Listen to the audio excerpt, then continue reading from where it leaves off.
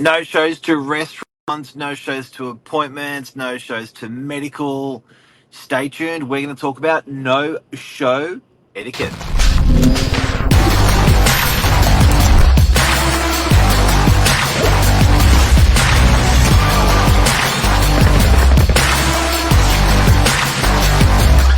I'm the ringleader, so listen up. No show.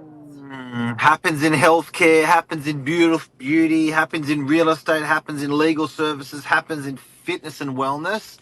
Yes. I went on ChatGPT and said, where does it happen at most? And that's what it said.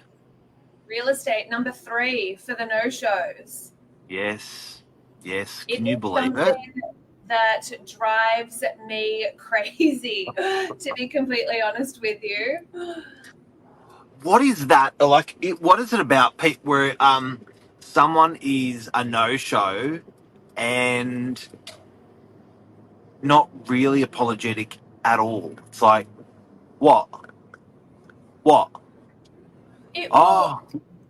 Oh, yeah, sorry, okay. couldn't make Yeah. it after the Oh, fact. yes. I was going to call you.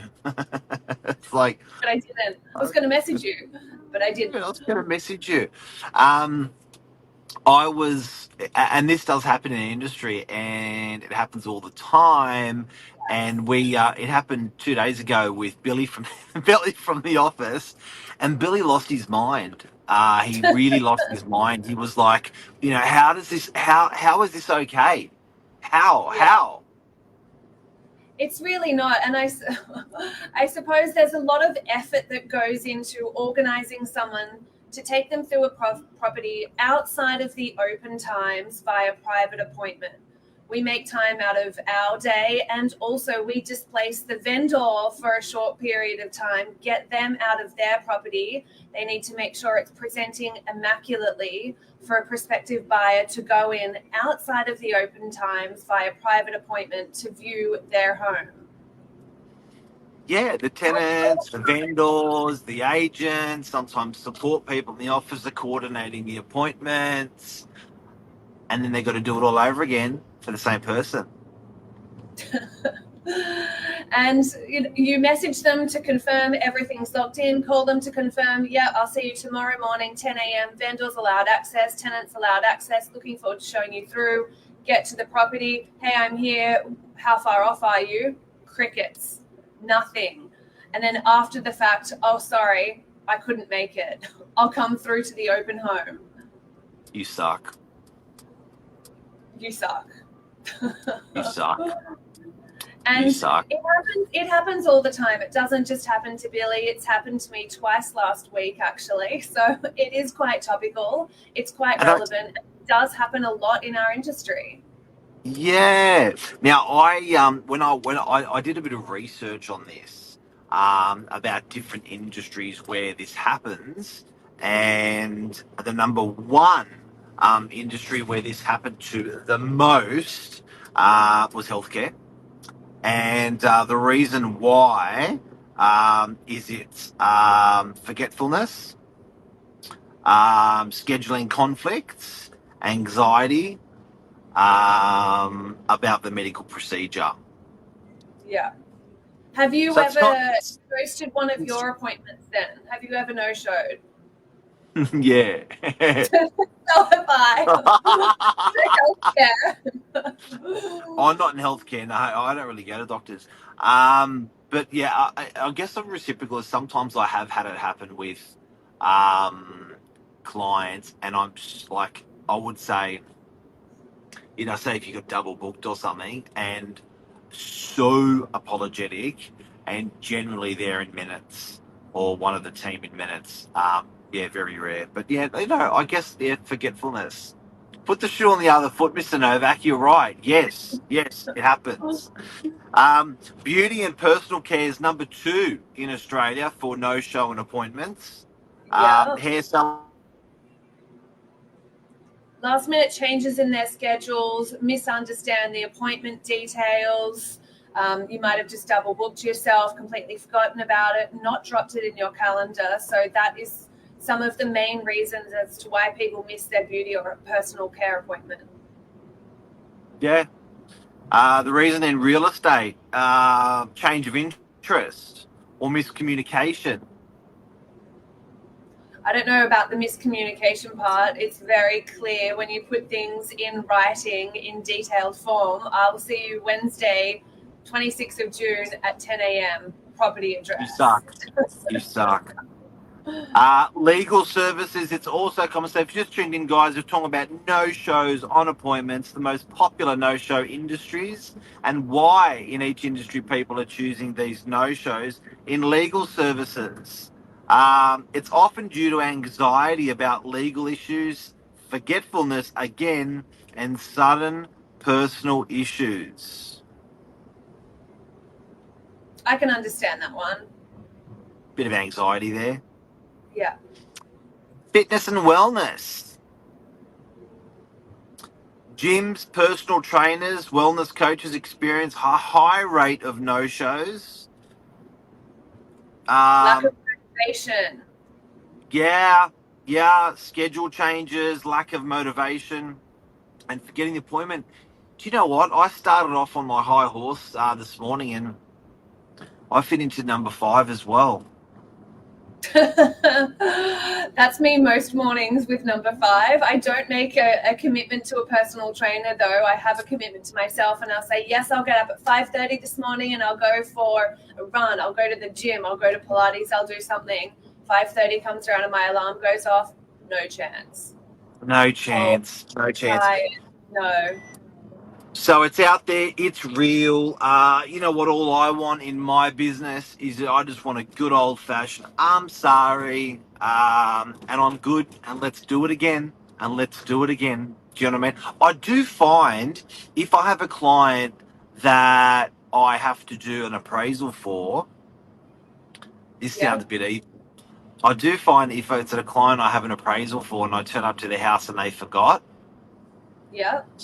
I sort of don't mind. Do you know what I've managed to start doing when I line up private appointments? Instead of What? just taking one person through, I'll line up 3 or 4 people to come through because guaranteed at least 2 of them just don't show. Yeah, you just like making an open home time. Yeah. But you know, I was saying about clients that I'm doing appraisals for and they're not there. I often Yeah. find that they feel a little bit bad for me, and they're like, oh, here's the business. Like sometimes they feel like, yeah. So I'm like, I'm okay with that. Yeah. Not buyer appointments, not buyer appointments, and not tenant appointments though. It's still an appointment, but you did show. It's just the shoe's on the other foot and someone forgot about you. Yep. But there you go. Honestly, I don't mind taking people through via private appointments and just give me a message and let me know, hey, can't come anymore, thank you so much. So that will give me time to frame it up with the vendor or the tenants of the property to say, look, plans have changed. Thank you for allowing access. Let's reschedule. I've got another one that sucks. What one sucks? When you turn up and the person's gone inside. Already without you. That happens all the time too. Seriously, I'll meet you at the front by the signboard. They say, okay. And I get there and it's 5 minutes past, 10 minutes past, 12 minutes past. And I call the client and go, hey, just our appointment at, I'm inside. And they're walking around the property on their own or with the owner. And I'm going, what are you doing? What are you doing? What are you doing? I was like, where? It happens all the time as well. Just wait for me. It's okay. We've got an appointment to meet at the property. It's not inside the property. It's obviously going to be at the front. I've told you it's at the front. It's like,